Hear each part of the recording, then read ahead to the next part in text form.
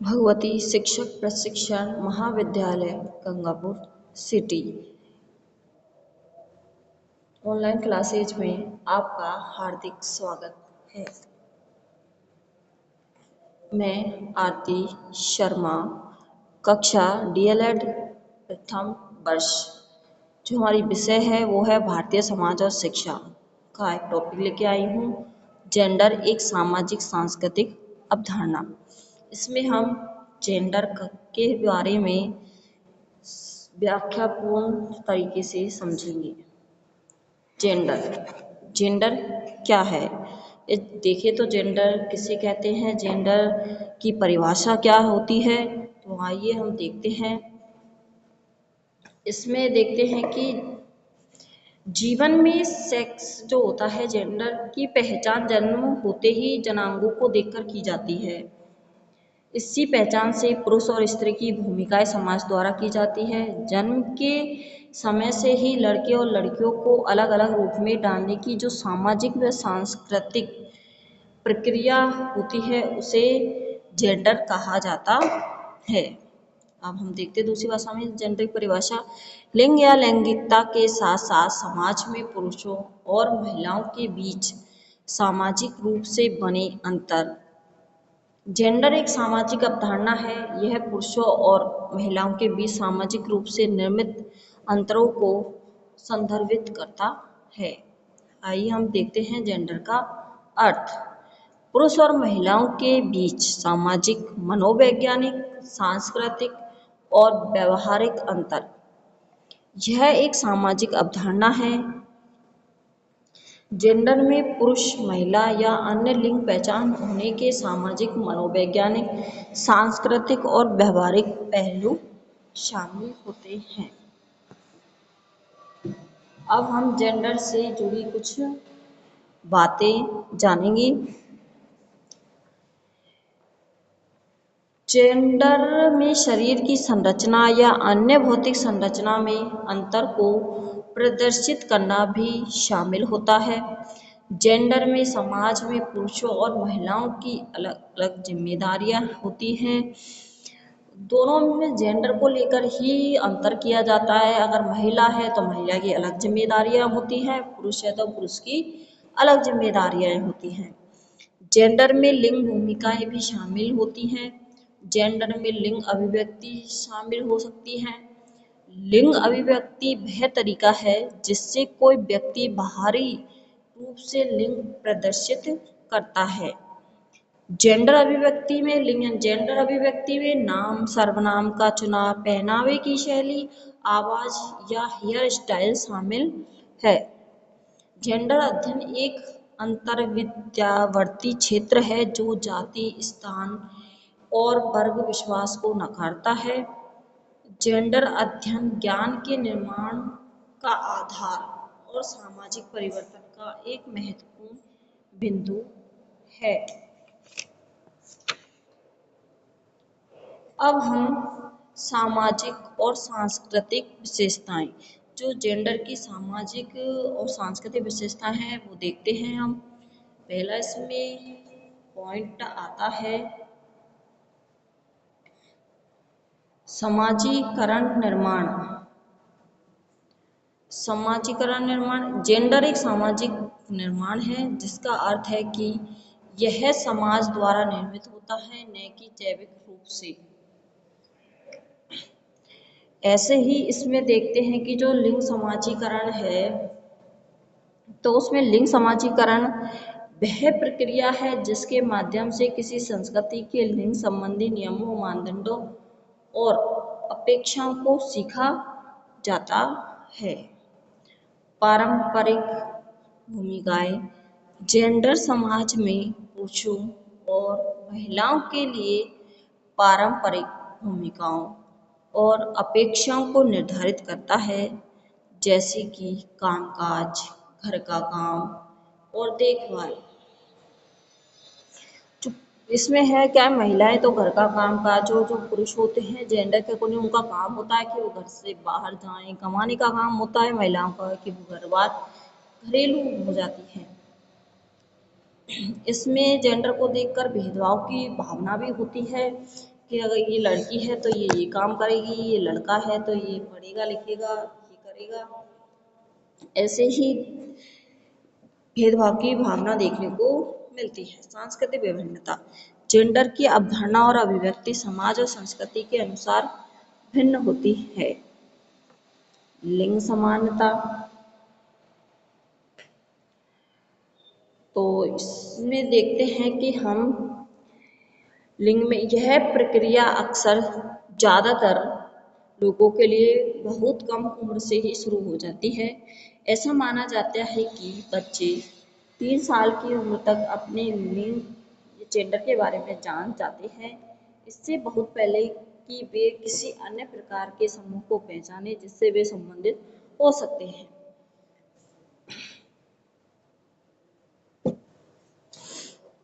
आगे लिंग समाजीकरण में सेक्स और लिंग के बीच अंतर करना महत्वपूर्ण है। पुरुषों और महिलाओं के बीच शारीरिक या प्रजनन संबंधी अंतरों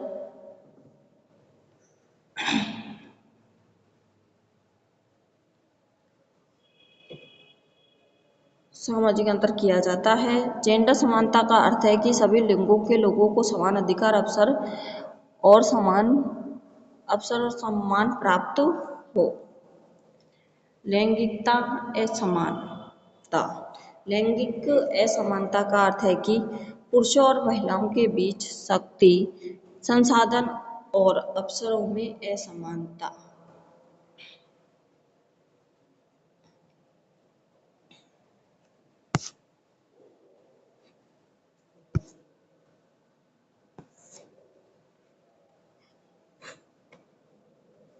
आगे है जेंडर जेंडर पहचान। जेंडर पहचान व्यक्ति की अपनी लिंग पहचान है जो उनके जैविक लिंग से मेल खा सकती है या नहीं भी। जेंडर अभिव्यक्ति, जेंडर अभिव्यक्ति व्यक्ति की अपनी लिंग पहचान को व्यक्त करने का एक तरीका है, माध्यम है, जैसे कि कपड़े, बाल और व्यवहार। जेंडर और समाजीकरण, जेंडर समाजीकरण एक ऐसी प्रक्रिया है जिसके द्वारा व्यक्ति अपने समाज में जेंडर के मानदंडों और भूमिकाओं को सीखते हैं। जेंडर और संस्कृति जेंडर के बारे में हमारे विचारों और विश्वासों को आकार देती है और दूसरी भाषा में देखते हैं। और विशेषताएं तो वो है, जेंडर सामाजिक व सांस्कृतिक विशेषता है, प्राकृतिक नहीं है। यह इसी बात से साबित हो जाता है कि वे समय के साथ साथ अलग अलग जगहों पर विभिन्न सामाजिक समूहों में भिन्न भिन्न होती है। परिवार की लड़की की दुनिया घर और स्कूल सीमित होती है, जबकि आदिवासी लड़की आज़ादी से जंगलों में अकेली घूमती है, मवेशी चराने ले जाती है, फलों, पत्तों और टहनियों को तोड़ने के लिए ऊंचे ऊंचे पहाड़ों पर चढ़ जाती हैं। वे दोनों ही लड़कियां हैं, दोनों के शरीर भी एक जैसे हैं, लेकिन उनकी योग्यताओं के विकास, उनकी दोनों की योग्यताएं अलग अलग है, उनका विकास अलग अलग तरीके से हुआ है, तो उनके आकांक्षाओं और सपनों में बहुत फर्क होता है। अगला देखते हैं, इस तरह से कई परिवारों में पारंपरिक रूप से 10-11 साल की उम्र के बाद लड़कियों को स्कूल नहीं भेजा जाता है, उन्हें घर बैठाया जाता है, घर का काम सिखाया जाता है, घर से बाहर निकलने पर पाबंदी लगाई जाती है और प्राय किशोरी होते ही उनकी शादी कर दी जाती है।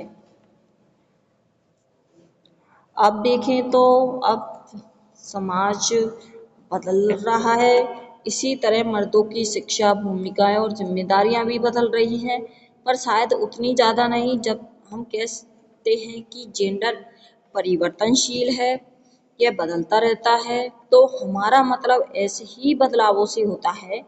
यह अलग अलग समय पर अलग अलग परिवारों व समाज में अलग हो सकता है। इस सब का अर्थ है कि यानी जेंडर प्रकृति का रचा नहीं, समाज का रचा है। हम स्वयं या समाज या संस्कृति हमारे शरीर तक को बदल सकते हैं। हम प्रशिक्षण के द्वारा शरीर के नाप आकार, हमें अगर अच्छा प्रशिक्षण मिलेगा तो हमें बहुत कुछ बदलाव देखने को मिलता है।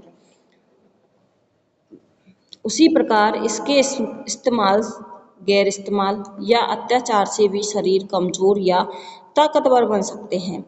हमारे सामने स्त्री पुरुष, पहनावों, धावकों, तैराकों, नर्तकों या योग साधकों के उदाहरण मौजूद है। उसी प्रकार से औरतों के शरीर की बनावट ऐसी है कि वे प्रजनन कर सकती हैं, परंतु अब यह चुनाव हमारे हाथ में है कि बच्चे हो या नहीं, कितने हो या कितने अंतर पे हो। बच्चे पैदा करना औरतों के लिए उस तरह की अनिवार्यता या मजबूरी नहीं है जैसा कि मादा पशुओं के लिए है।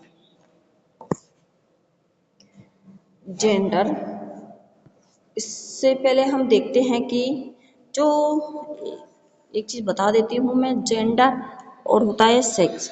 सेक्स को बोलते हैं प्रालिंग और जेंडर होता है उसको बोलते हैं सालिंग। इनमें दोनों में क्या अंतर है वो देखते हैं हम। सेक्स जैविक या शारीरिक है, इससे औरत और मर्द के जनांगों से स्पष्ट हो जाता है।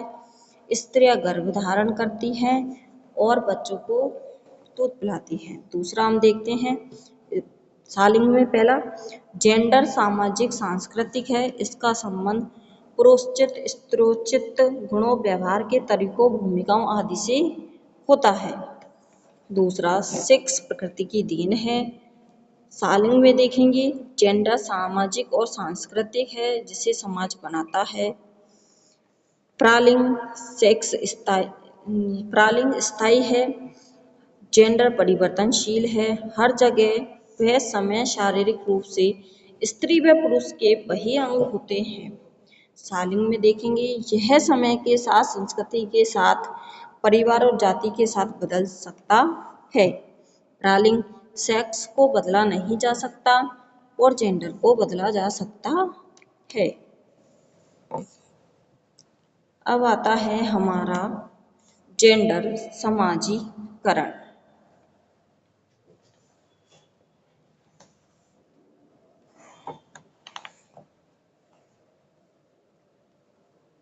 तो जेंडर जो समाजीकरण है यह वह प्रक्रिया है जिससे हम अपने लिंग जुड़े मानदंडों, व्यवहारों और भूमिकाओं को सीखते हैं। यह एक आजीवन प्रक्रिया है। यह वह प्रक्रिया है जिससे समाज व्यक्ति को अपनी परंपराएं, रीति रिवाज आदि सिखाता है। यह समाजीकरण परिवार से लेकर दैनिक संस्थाओं तक चलता है। जेंडरीकरण के लिए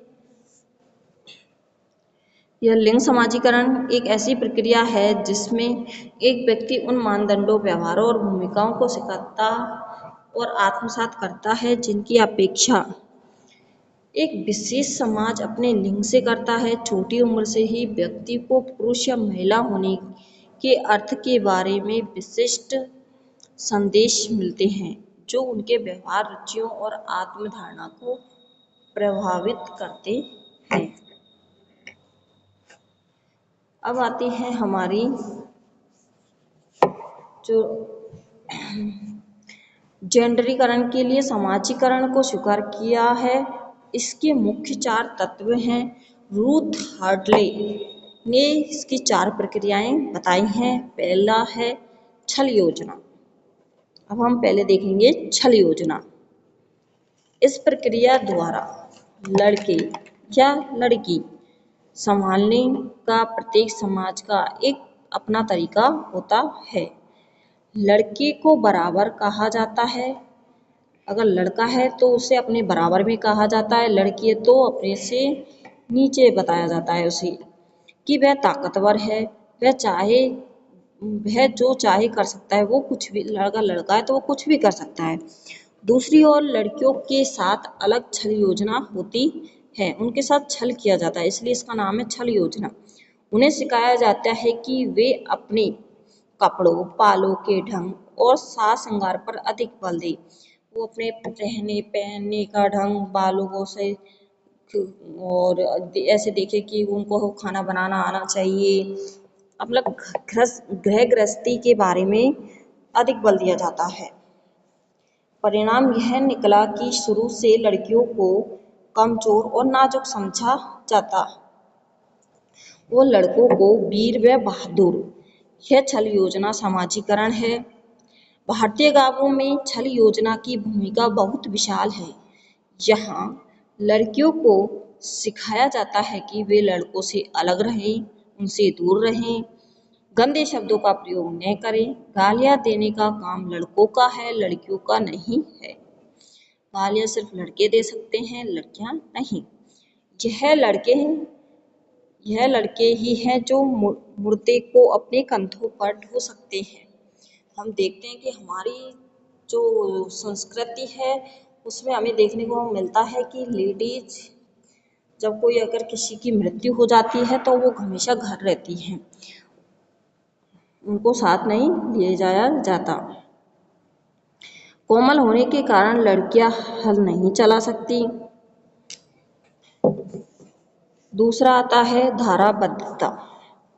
इसके अंतर्गत लड़के और लड़कियों का ध्यान विशेष चीजों या उनके खास पक्षों की ओर निर्देशित किया जाता है।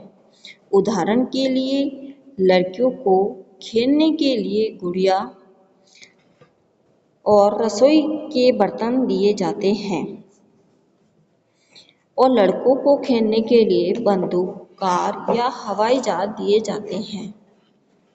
मतलब हुआ लड़कियां वस्तुतः गृहिणी हैं, वो सिर्फ घर का काम करेंगी और पुरुष विशाल समाज के अंग है और उसको ये सिखाया जाता है कि उसे अपने पूरे परिवार की जिम्मेदारी निभानी है। इस तरह से उन दोनों में अंतर किया जाता है। अगला आता है कार्यों से पहचान। जब हम जेंडर की चर्चा करते हैं तब हमारा तात्पर्य यह होता है कि पुरुष में पुरुषोचित और स्त्रियों में स्त्रियोचित गुणों को समाजीकरण द्वारा प्रदान करना। उदाहरण के लिए लड़कियों से कहा जाता है कि वे घर के कामकाज में माँ का हाथ बटाएं, जबकि लड़के बाप के साथ बाजार जाते हैं। लड़कियों को नहीं जाने दिया जाता, उन्हें कुछ नहीं सिखाया जाता। इन सब प्रक्रियाओं द्वारा पुरुष में पुरुषोचित लक्षण आ जाते हैं और स्त्रियों में स्त्रियोचित। अगला आता है हमारा मौखिक संदेश। परिवार, नातेदार और अड़ोस पड़ोस के लोग लड़के और लड़कियों को जो संदेश देते हैं वे भी एक सशक्त समाजीकरण का काम करते हैं। लड़के को कहा जाता है कि वह बहादुर बेटा है और जहाँ चाहे वहाँ अकेला जा सकता है। स्त्रियों को यह संदेश दिया जाता है कि बिना किसी के सहारे के वे अकेली बाहर नहीं निकले। मौखिक संदेश वह समाजीकरण है जो व्यक्ति को उसकी पहचान देते हैं। हम देखते हैं कि जो जेंडर है उसके अनुसार ही लड़के और लड़कियों में अंतर किया जाता है। अब आती है अपने अगला समाज में जेंडर। समाज में जेंडर यानी लिंग की भूमिकाएं सामाजिक रूप से निर्मित होती हैं। ये भूमिकाएं समाज के मानदंडों और नियमों के आधार पर तय होती है। इन भूमिकाओं के कारण ही समाज में लिंग भेदभाव होता है। लिंग भूमिकाओं के कुछ उदाहरण। आमतौर पर लड़कियों और महिलाओं से विनम्र, मिलनसार और पालन पोषण करने की अपेक्षा की जाती है। हम देखते हैं कि जेंडर के अकॉर्डिंग लड़कियां जो होती हैं उनसे एक ही उम्मीद की जाती है कि वो घर का पालन पोषण, बच्चों का पालन पोषण अच्छे से करें, वो घर में आए हुए मेहमान का सम्मान करें अच्छे से। तो ये सारी उम्मीदें उनसे की जाती हैं। आमतौर पर पुरुषों से मजबूत, आक्रामक और साहसी होने की अपेक्षा की जाती है। जो पुरुष है वो मजबूत है, वो सब कुछ कर सकता है, उनसे ये अपेक्षा की जाती है। महिलाओं को अक्सर खाना पकाने, सफाई या चाइल्ड केयर से जुड़े कामों में लगाया जाता है। महिला हैं, लड़कियां हैं, तो उनको सिर्फ घर का घरेलू काम सिखाया जाता है। अब देखते हैं हम लिंग भूमिकाओं के कारण या जेंडर भूमिकाओं के कारण। तो जेंडर भूमिकाओं के कारण समाज में सामाजिक पदानुक्रम बना रहता है। लिंग भूमिकाओं के कारण पुरुषों के पास महिलाओं पर राजनीतिक और व्यक्तिगत, सार्वजनिक और निजी दोनों तरह की सेटिंग में सत्ता रहती है। लिंग भूमिकाओं के कारण लिंग असमानता और भेदभाव बना रहता है। अब देखते हैं लिंग समानता के लिए कुछ पॉइंट है। तो देखते हैं पहला पॉइंट, महिलाओं और पुरुषों को सामाजिक रूप से मूल्यवान वस्तुओं, अवसरों, संसाधनों और पुरस्कारों का समान रूप से आनंद लेना चाहिए। तो दोनों है, महिला है, पुरुष है, तो दोनों को समानता का अधिकार होना चाहिए। दोनों को समान अवसर, समान संसाधन, समान पुरस्कार मिलना चाहिए। लड़कियों को जीवन रक्षक संसाधनों, सूचना और सामाजिक नेटवर्क तक पहुंचने में मदद करनी चाहिए। उससे लड़कियां, महिलाएं सुरक्षित रह सके। धन्यवाद। मुझे उम्मीद है आपको मेरी ये क्लास पसंद आई होगी, इसलिए इस चैनल को लाइक व सब्सक्राइब करें।